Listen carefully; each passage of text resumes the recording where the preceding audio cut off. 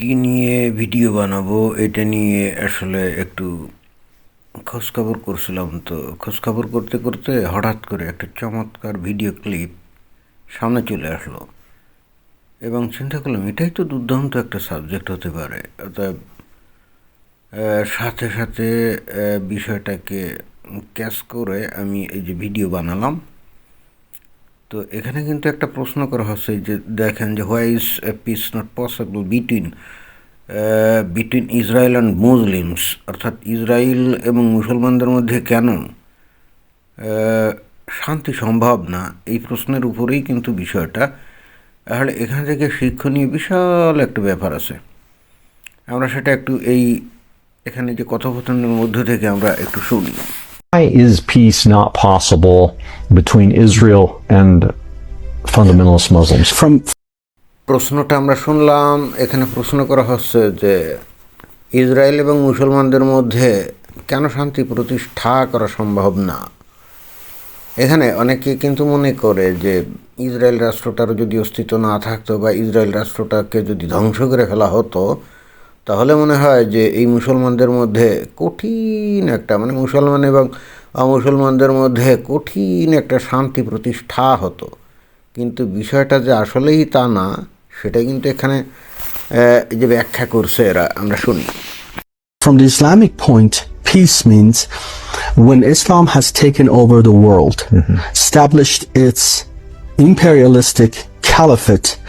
আমি কিন্তু মধ্যেই অনুবাদ শুরু করবো এই কারণে, পুরোটা একসাথে চালিয়ে দিলে আবার কপিরাইটে স্ট্রাইক আসতে পারে, এই জন্যই কিন্তু ইন্টারাপশন করতে হচ্ছে।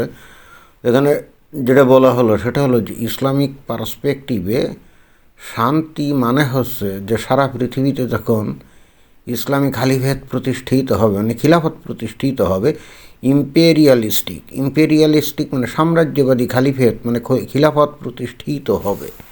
তো দেখি তারপর। And Sharia is implemented, the Islamic law is implemented throughout the world, then we have peace. একেবারে ক্রিস্টাল ক্লিয়ার ভাষায় বর্ণনা করলো, তাই না? অর্থাৎ যখন গোটা পৃথিবীতে ইসলামী শাসন, ইসলামী আইন তথা যেটাকে বলা হয় শরিয়া আইন, এটা প্রতিষ্ঠিত হবে, তখনই শান্তি প্রতিষ্ঠিত হবে। এটাই কিন্তু ইসলামের ধারণা, এটাই কিন্তু মুসলমানদের বিশ্বাস। অনেকে মনে করে না না না, শুধুমাত্র মুসলিম দেশে শরিয়া ল অর্থাৎ ইসলামী শাসন কায়েম হলে ওটাই হয়তো মুসলমানদের লক্ষ্য এবং উদ্দেশ্য, এবং তাহলে মনে হয় যে ওরা অন্যদের সাথে শান্তিতে থাকবে। বিষয়টা মোটেও তা না। যেমন ধরেন যে বর্তমানে যদি শুধু এই যতগুলো মুসলিম কান্ট্রি আছে সব জায়গাতেই যদি শারিয়া ল প্রতিষ্ঠিত হয়, তাহলেও কিন্তু গোটা দুনিয়াতে কোথাও কিন্তু ওই শান্তি প্রতিষ্ঠিত হবে না। কারণ পৃথিবীতে তার থেকে অনেক বেশি অমুসলিম দেশ রয়ে গেল না, সেখানে তো ইসলামী আইন তো প্রতিষ্ঠিত হলো না। তখন ওই মুসলমানদের দায়িত্ব দাঁড়াবে বাকি পৃথিবী দখল করে সেখানেও ইসলাম প্রতিষ্ঠিত করতে হবে। আর দখল করতে গেলে কি হবে? যুদ্ধ হবে, তাই না? অশান্তি, বিশৃঙ্খলা, যুদ্ধ, মৃত্যু, ধ্বংস, এইগুলোই তো হবে। তার হচ্ছে শুধুমাত্র ওই যে 55-56টা যে মুসলিম দেশ আছে না, সেখানেও যদি ওরা নিজেরা যদি শারিয়া ল প্রতিষ্ঠিত করে, যেমন উদাহরণস্বরূপ বাংলাদেশ আর ভারত এবং পাকিস্তান, যেমন ধরেন যে বাংলাদেশের মানুষ এখন শারিয়া ল প্রতিষ্ঠিত করতে চায়, তাই না? এবং মনে হয় যে এরা শারিয়া ল প্রতিষ্ঠিত করলে এরা মনে হয় যে খুব শান্তিতে থাকবে ভারতের সাথে, অথবা অ্যাটলিস্ট নিজেরা শান্তিতে থাকবে। জি না, বাংলাদেশে যখন শারিয়া ল প্রতিষ্ঠিত হবে তখন এদের উদ্দেশ্য হবে পার্শ্ববর্তী যে ভারত, তাদেরকেও দখল করে সেখানে শারিয়া ল অর্থাৎ ইসলামিক ল প্রতিষ্ঠিত করা, এটাই তাদের লক্ষ্য হয়ে দাঁড়াবে। এবং ইসলাম কিন্তু এটাই দাবি করে। ওই যে হাদিসে আমি বারবার বলি, ওই যে সহিহ মুসলিম ইসলামিক ফাউন্ডেশন থেকে প্রকাশিত 1 নম্বর অধ্যায় ইলম 30, 31, 32, 33, 34, 35, 36 নম্বর যে হাদিস আছে ওখানে পরিষ্কারভাবে বলা আছে, হযরত মুহাম্মদ সাল্লাল্লাহু আলাইহি ওয়াসাল্লাম বলছেন, অমুসলিমরা যতক্ষণ পর্যন্ত ইসলাম গ্রহণ না করবে ততক্ষণ পর্যন্ত তাদের বিরুদ্ধে যুদ্ধ করার জন্য আমি আদিষ্ট হয়েছি। তো অমুসলিম কি খালি বাংলাদেশের মুসলমান ইসলাম গ্রহণ করলো বা ইসলাম প্রতিষ্ঠা করলো? তো সাথে সাথে কি অমুসলিম বলতে গোটা পৃথিবীকে বোঝাচ্ছে। এখানে ওই শুধুমাত্র আরবদের বুঝাচ্ছে না বা শুধুমাত্র কোনো মুসলিমদের বুঝাচ্ছে না, এটা গোটা পৃথিবীর পার্সপেক্টিভে বোঝানো হচ্ছে। এবং সেই হেতু শুধুমাত্র বাংলাদেশ অথবা পাকিস্তানে ইসলামী শাসন প্রতিষ্ঠিত হলো এবং তাহলেই এরা খুব শান্তিতে থাকবে, জিনিসটা মোটেও তা না। তো এটাই কিন্তু সারবত্তা। তারপর শোনা যাক। Peace in Islam means you surrender and you submit. The word Islam means surrender. অনেক সময় নানা রকম হুজুরা কিন্তু ওই যে বলে, এরকম বলে কিন্তু যে ইসলাম মানে হলো শান্তি, এই জন্যে ইসলাম ধর্ম হলো শান্তির ধর্ম। এটা কিন্তু কমপ্লিটলি তারা হয় উদ্দেশ্যমূলকভাবে বিকৃতভাবে বা মিথ্যা কথা বলে, অর্থাৎ সত্যকে পাশ কাটিয়ে যায়, অথবা এমন হতে পারে অনেকে হয়তো জানেই না এরকম। কিন্তু ইসলাম মানে হলো কিন্তু শান্তি না, সালাম মানে শান্তি। আর এই সালাম শব্দ থেকে কিন্তু ইসলাম আসে নেই, সালাম কমপ্লিটলি ভিন্ন একটা শব্দ। তো ইসলাম শব্দের অর্থ কিন্তু আত্মসমর্পণ, যেটাকে ইংরেজিতে বলা হচ্ছে সারেন্ডার। অর্থাৎ আপনি ইসলাম গ্রহণ করলেন মানে আপনি কিন্তু মুসলমানদের কাছে, অথবা মনে করেন যে আপনি আল্লাহ এবং তার নবীর কাছে আপনি আত্মসমর্পণ করলেন। ক্লিয়ার? তো এখন আল্লাহ তো গোটা দুনিয়ার জন্য ইসলাম পাঠিয়েছে, তাই না? এবং হযরত মুহাম্মদ তো সারা দুনিয়ার মানুষের জন্য, তাই না? তাহলে এখন দেখেন যে থিওরিটিক্যালি বিষয়টা কী দাঁড়ায়।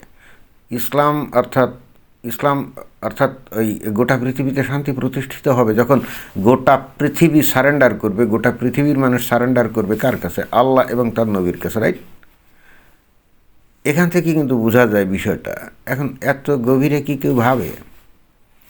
আসলে ভাবে না, বাট মুসলমানরাও যে তারা ভাবে তা কিন্তু না, কিন্তু তাদের ভিতরে এই ধ্যান ধারণাটা কিন্তু প্রতিষ্ঠিত। অ্যাটলিস্ট তাদের ইমাম, আলেম, ওলামা তাদের বোঝাতে সক্ষম, বা তারা এই ধ্যান ধারণা নিয়েই বেড়ে ওঠে যে ইসলাম যেহেতু একমাত্র খাঁটি ধর্ম, আল্লাহর কাছ থেকে আসছে। আসলে ধর্ম তো না, জীবন বিধান আল্লাহর কাছ থেকে আসছে। অতএব এইটা যেহেতু মানব জাতির জন্য আসছে, তাহলে গোটা মানব জাতি ইসলামকে গ্রহণ করতে হবে। এটাই কিন্তু চলে আসে, কান টানলে মাথা আসার মতো। এবং এই জন্যে প্রত্যেকটা মুসলমান কিন্তু স্বপ্ন দেখে, কল্পনার রাজ্যে তারা স্বপ্ন দেখে যে একদিন গোটা পৃথিবী ইসলামের পদতলে আসবে। বোঝা গেছে? অর্থাৎ এই কারণেই কিন্তু শুধু মুসলিম কতগুলো দেশে যদি শরিয়া ল মানে ইসলাম প্রতিষ্ঠিত হয়, অর্থাৎ ইসলামের শাসন প্রতিষ্ঠিত হয়, তাহলে যে আসলে শান্তি বিরাজ করবে তা কিন্তু একেবারেই না। এবং এই জন্যই বলা হচ্ছে যে ওই ইসরায়েল রাষ্ট্রের অস্তিত্ব যদি আজকে বিলীন হয়ে যায়, তাও যে এই মধ্যপ্রাচ্যে শান্তি প্রতিষ্ঠিত হবে তা কিন্তু না। ধরেন যে পৃথিবীতে সব দেশে মুসলমান দেশ হয়ে গেল গোটা দুনিয়াতে, তাহলেও যে আসলে শান্তি প্রতিষ্ঠিত হবে এই পৃথিবীতে তা কিন্তু সেটাও কিন্তু ঠিক না। তখন সমস্যা হবে কি? তখন সমস্যা হবে এইবার ইসলামের প্রথমত এই দুইটা সেক্ট আছে না, একটা শিয়া আর একটা সুন্নি। এইবার শুরু করবে এরা মারামারি। কারণ শিয়া তো সুন্নিকে বলে কি কাফের, মুনাফিক, তাই না? আবার সুন্নিরা শিয়াদেরকে বলে কাফের, মুনাফিক। তখন কিন্তু কোন ইসলাম সঠিক এইটা নিয়ে কিন্তু এবার এরা নিজেরা মারামারি এবং যুদ্ধ শুরু করবে। ক্লিয়ার? ধরা যাক সুন্নিরা সংখ্যা অধিক, শিয়ারাই কম, শিয়ারা মনে করেন ধ্বংস হয়ে গেল। এইবার সুন্নিরা মিলে যে সুন্দর একটা শান্তিময় সমাজ প্রতিষ্ঠা করবে সেটাও কিন্তু না। কারণ সুন্নিদের মধ্যে আবার অনেক ভাগ আছে না, এই যে একদল তাবলিগ করে, একদল জামাত ইসলাম করে, একদল হেফাজত করে, একদল সুফিপন্থী, একদল পীরপন্থী, একদল মাজারপন্থী আছে, তো আরও বহু কিছু আছে না? এইবার শুরু হবে এদের মধ্যে মারামারি, গুতাগুতি। কারণ হচ্ছে এরা একদল অন্য দলকে কিন্তু খাঁটি মুসলমান মনে করে না। মানে ইন দ্য কনক্লুশন সেটা হলো যে প্রকৃতি ইসলাম যে আসলে কি সেটা দুনিয়ার কোনো মুসলমানই কিন্তু আসলে জানে না। এক গ্রুপের কাছে অন্য গ্রুপ অমুসলমান বা কাফের বা মুনাফিক।